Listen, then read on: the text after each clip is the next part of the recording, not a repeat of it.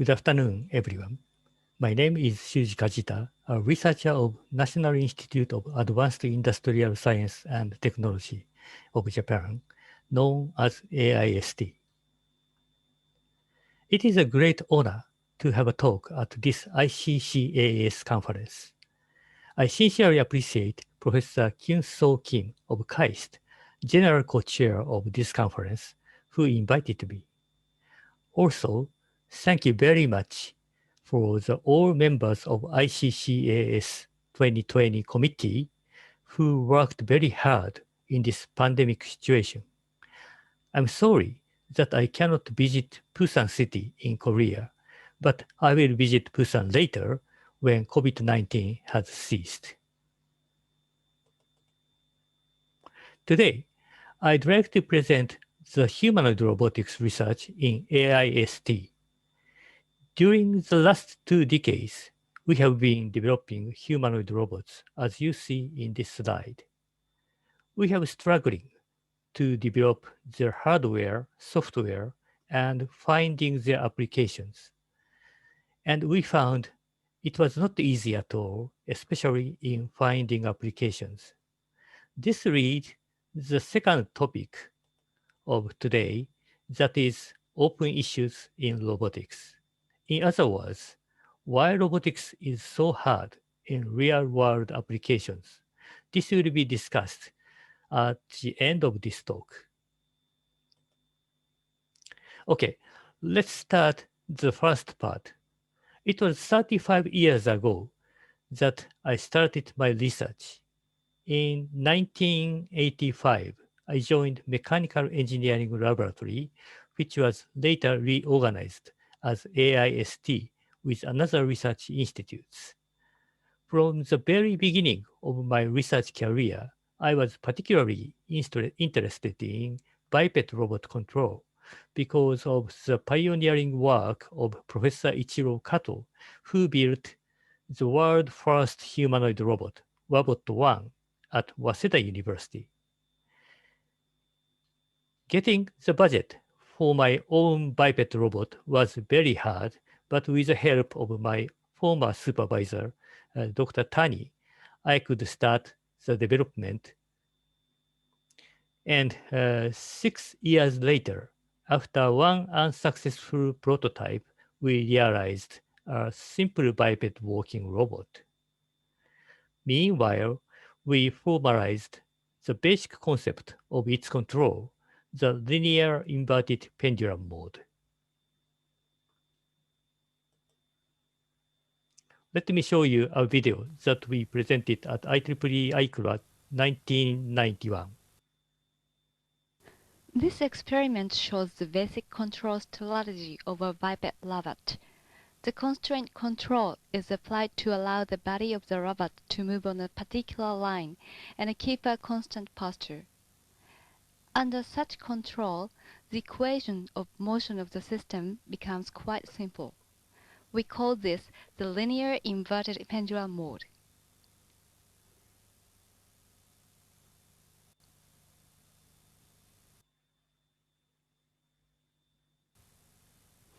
On level ground, the constraint line is horizontal. The constraint control is applied to the support leg so that the body stays on the constraint line.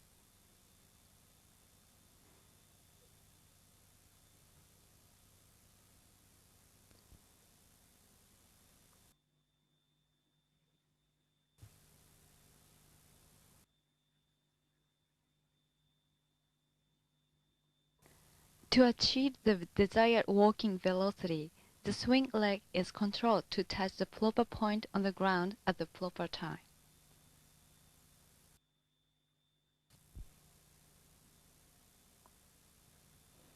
Our system can generate the walking pattern in real time. In this demonstration, the operator is controlling the direction of the step.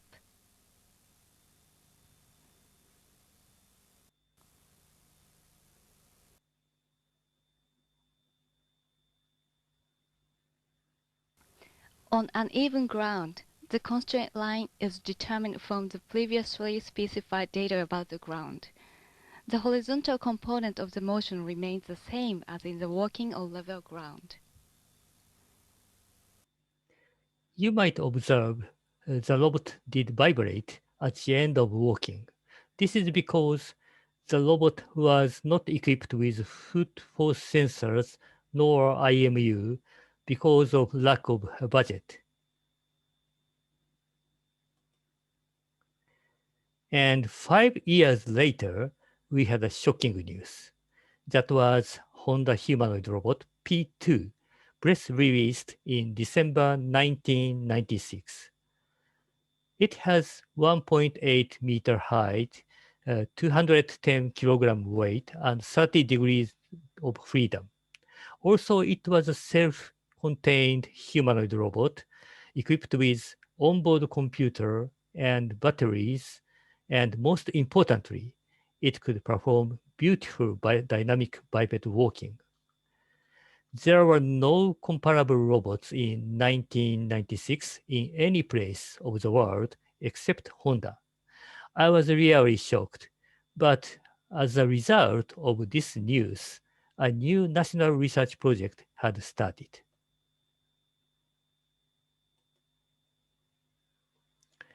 It was named the Humanoid Robotics Project, or HRP in short. It started from 1998 as 5 years Japan's national project, and total budget was about 35 million US dollars.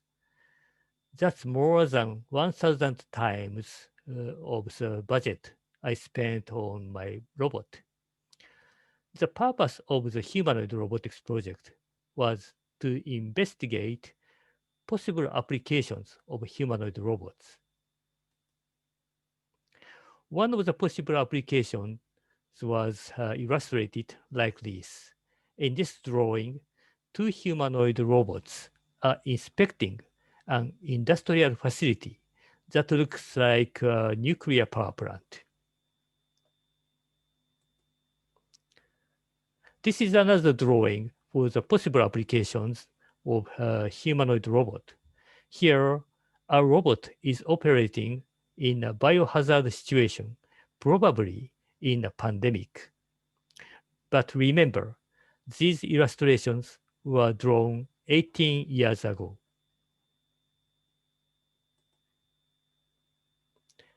In the humanoid robotics project, I was involved in a sub-project named the Collaborative Outdoor Work.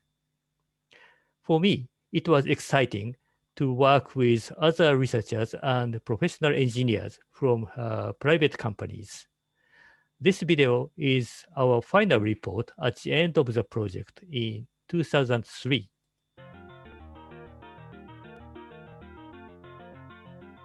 If humanoid robots were introduced at a building construction site, they would contribute to both labor saving and improve the shortfall in workers.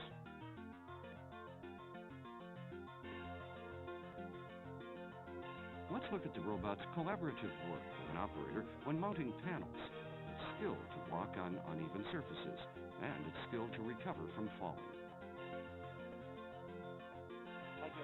First, the panel mounting work in cooperation with the operator. The HRP2 confirms the position of the panel with its stereo vision system, generates a walking pattern, and operates on its own.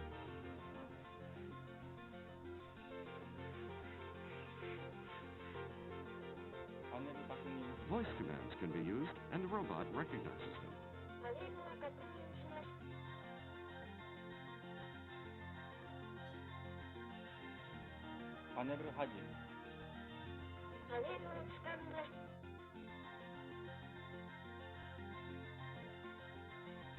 The person can control the robot by the force he applies to the panel. When the person pulls the panel, the robot pushes it. When the person changes direction, the robot too changes direction. It's a cooperative effort. Because the robot's arms absorb vibrations while walking, it can perform tasks smoothly. Robots and humans can work cooperatively, and this will increase opportunities to put robots into practical use. When walking on uneven surfaces, the robot confirms the condition of the surface with its stereo vision system. When it cannot recognize the surface condition, it controls its feet to meet the ground properly. Even if there is an unexpected unevenness, it can walk safely.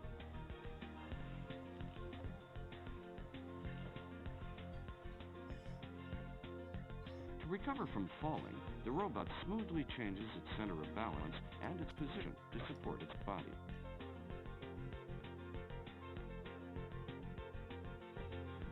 The HRP-2 is the world's first humanoid robot with a height of over 120 centimeters that can recover from a fallen position by itself.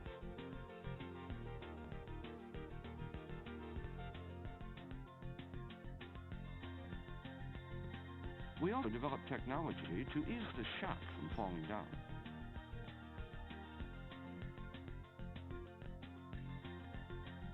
The robot quickly assumes a squatting position, controls its balance, and takes a sitting position.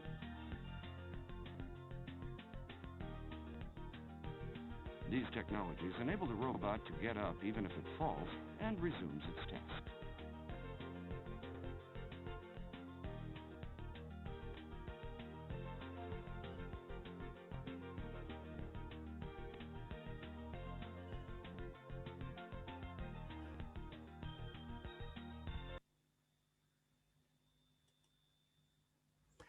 I would like to tell you one episode in the HRP project.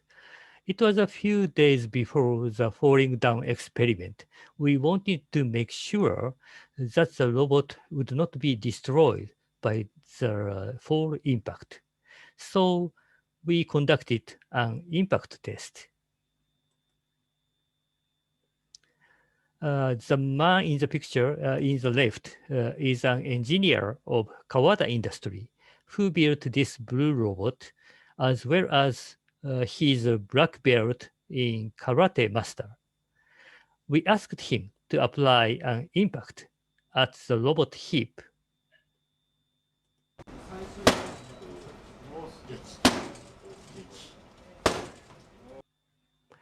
By this impact test, we could confirm the robot will be okay before the falling down experiment. But maybe he kicked the robot a little too hard. A few days later, we found its CPU cooling fan blades were broken.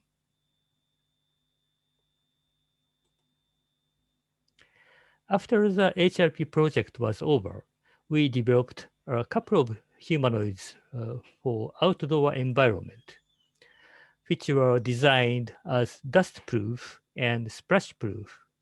However, we gradually began to realize the technical difficulties of humanoid robots working in the real world. To avoid such difficulties, we searched for areas where being a humanoid robot is particularly meaningful. And that was the field of entertainment. For entertainment applications, we developed a new robot named Cybernetic Human HRP4C. The robot was designed to have a body proportion of average Japanese young women. The robot is 160 centimeters tall and weighs 48 kilograms with a total of 44 degrees of freedom. To control the facial expression, her head is equipped with 8 servo motors. Now, let's watch her demonstration.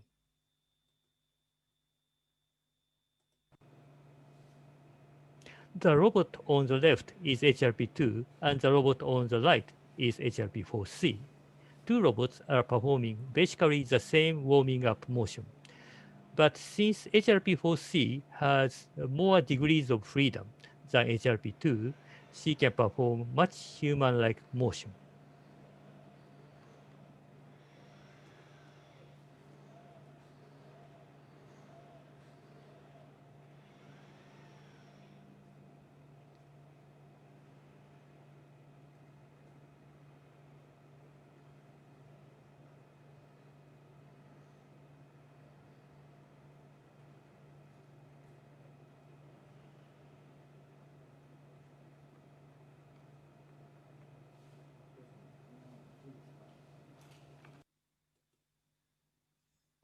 On the other hand, a humanoid robot can evoke a strange or a spooky feeling when it imperfectly resembles real humans. This phenomenon is called uncanny valley. In my observation, young students tend to feel creepy about HRP4C, whereas elderly people like me say HRP4C is good enough. I think that's funny. How about you?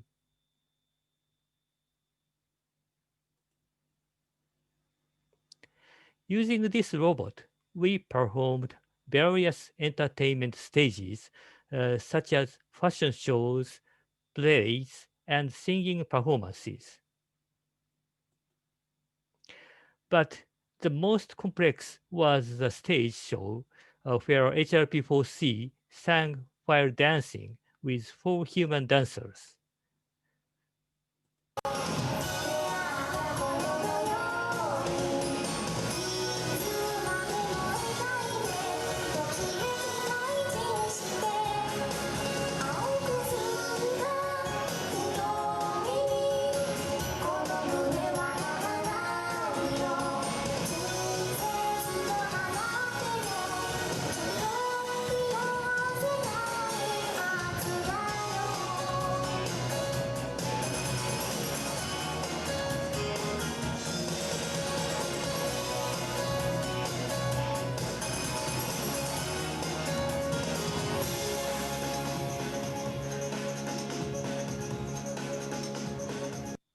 We spent a couple of months to adjust choreography and the balance control for this just a few minutes of dancing.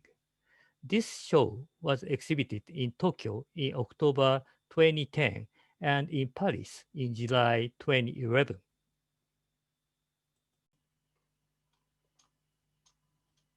During we were working for a dancing robot, there was a terrible accident in Japan.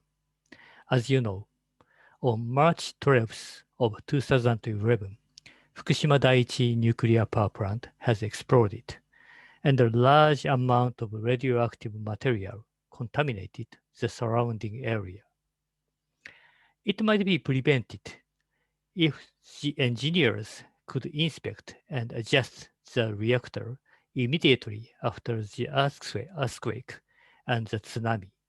However, they could not, because the radioactivity had been already high, well above the safety standard for human workers.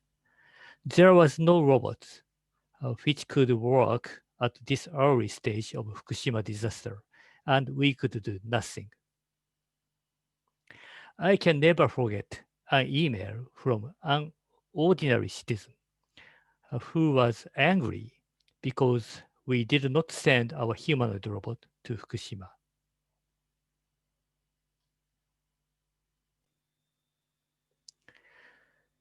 The Fukushima disaster shocked robotics researchers all over the world, and it triggered many new research projects. But one of the most important projects was the DARPA Robotics Challenge. It is an international robotics competition assuming the next Fukushima-like disaster organized by the Defense Advanced Research Planning Agency of USA, DARPA. The first DARPA Robotics Challenge was held in June 2013 as a virtual robotics challenge held in simulation. And the second was DRC Trials, a real robot competition held in December 2013 at Miami, Florida. And the third one was the DRC Finals held in June 2015 at Pomona, California. We attended the last one, DRC Finals. In June 2015, 23 teams from all over the world gathered at the city of Pomona, California, to compete the DARPA Robotics Challenge Finals. In this slide, I'm showing part of the robots that is my favorite, and came from Korea, Germany, Japan, Hong Kong, Italy, and of course USA. This is our robot for DRC finals, HRP Kai. Since we did not have a suitable robot for the competition at the beginning, we decided to modify our HRP2, which is shown in the left. This modification increased the height of the robot from 154 centimeters to 170 centimeters and increased its weight from 56 kilograms to 65 kilograms. The total DOF was increased from 30 to 32 because the 6 DOF arms of original HRP2 was replaced by 7 DOF arms for more dexterous manipulation. The batteries and sensors were also improved. For the DRC finals, DARPA has prepared an environment to emulate a facility that needs help of the robots.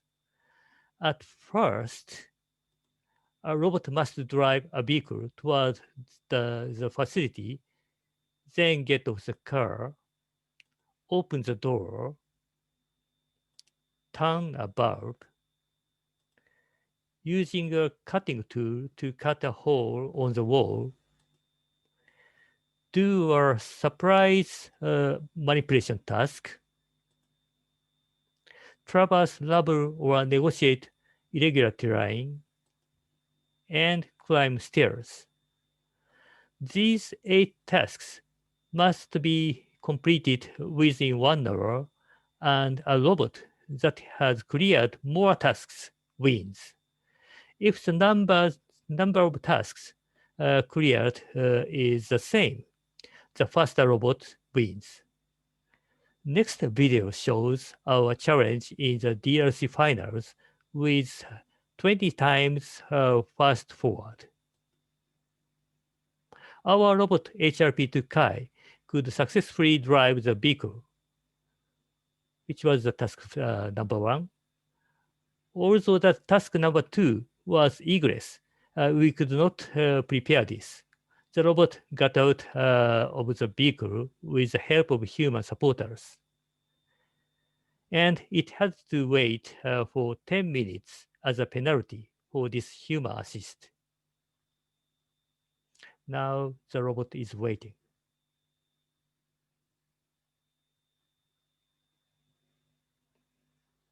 Now the robot restart, opens the door,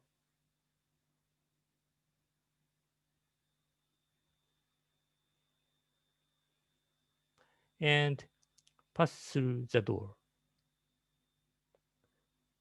Next is the bulb task. The robot turns the bulb 360 degrees counterclockwise.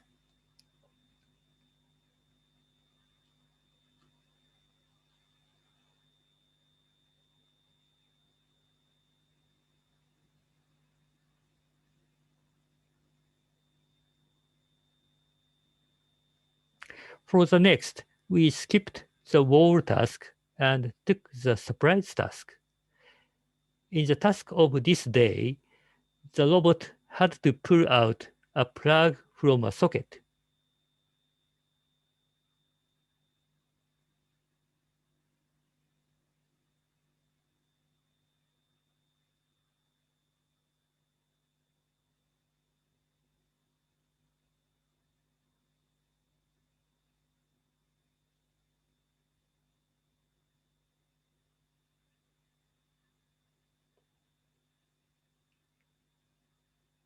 Then the robot must put the plug into another socket.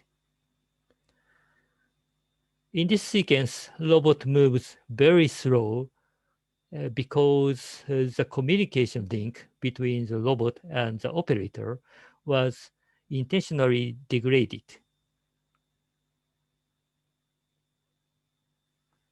Now the robot started to walk over an irregular terrain.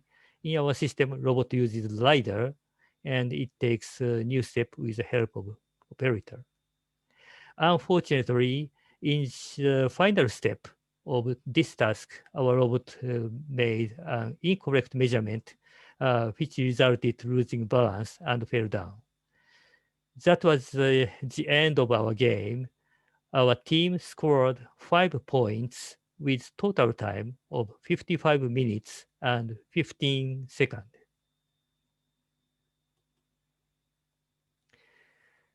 The results of DRC finals were like this. The winner was, of course, DRC Hubo Plus of Team KAIST from Korea, led by Professor Junho Oh. As his friend, I want to say congratulations again for the great achievement. Second place was Atlas of Team IHMC, led by Professor Jerry Pratt, and the third place was the robot Chimp by Tartan Rescue of Carnegie Mellon Universities. These 3 robots completed all tasks of DRC finals. In my opinion, it was really great achievement in the history of robotics research. After the competition, I asked to take this picture. The tall person in the center is Dr. Gil Pratt, the program manager of DARPA Robotics Challenge. In the left, Professor O, the winner, and me in the right. I was happy because I could witness such historic competition with my own eyes. After the DARPA Robotics Challenge, we started to develop a new robot for construction task. It is named HRP5P, and let me show you our promotion video.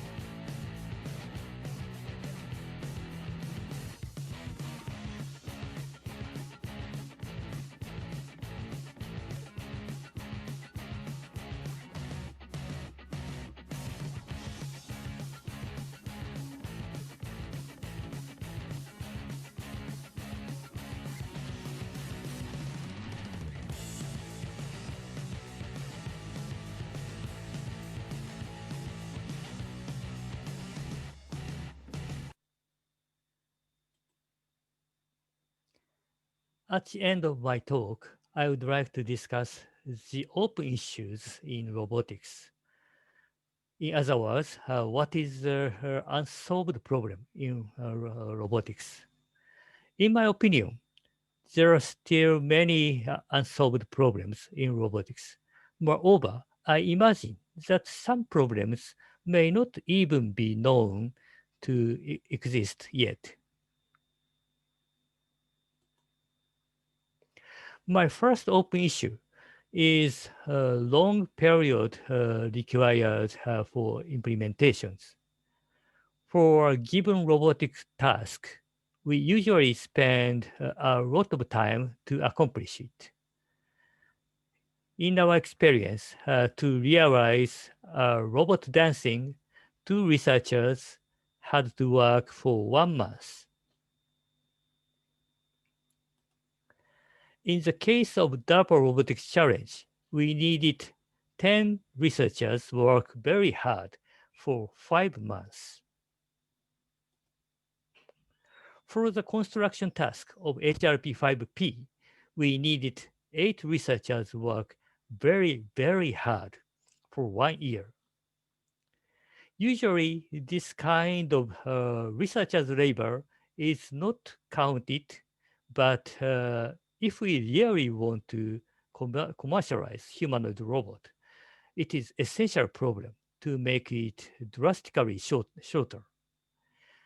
But honestly speaking, I have no good idea for this, but there must be a way in the future. My second open issue is about representations of physical world. Representation is a fundamental to an intelligent system. For a specific task, it is not mandatory to build a precise model of the world in Cartesian space. That is my opinion. And instead, in many cases, a simple model that discards unnecessary information is sufficient. In my understandings, MIT's dense object nets is one of such approach to help real-world manipulation.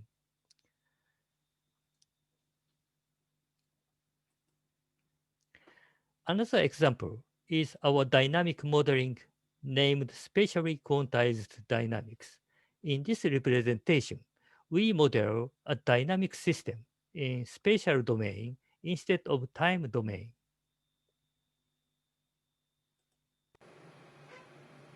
By using our spatially quantized dynamics, we can realize fully stretched knee walking like this.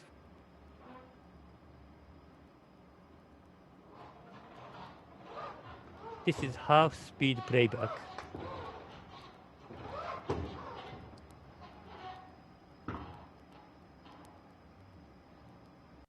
Unfortunately, I have no time to explain this detail today. If you are interested in this theory, please check our paper shown here.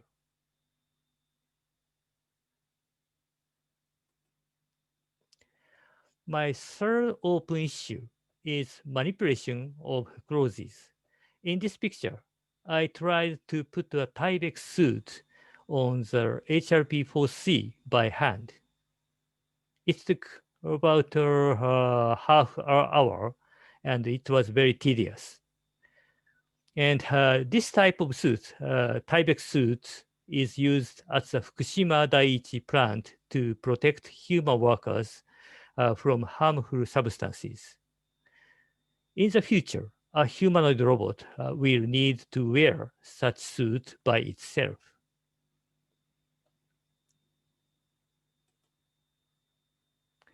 Also, research on clothing folding robots have been increasing in recent years.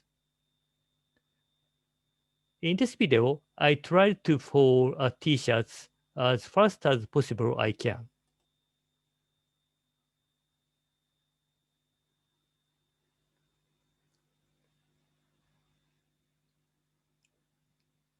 I learned this technique by a YouTube movie. And to my knowledge, no robot has reached this level of speed and dexterity. I believe even by using deep reinforcement learning, this is still impossible because we really need is more fundamental.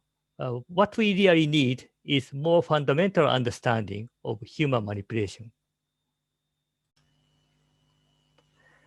As a closing remark, I want to emphasize this. Robotics still has many open research issues. More basic research is needed than looking for applications. And here is my take-home message. Rather than Steve Jobs, we need more Einsteins. Thank you very much.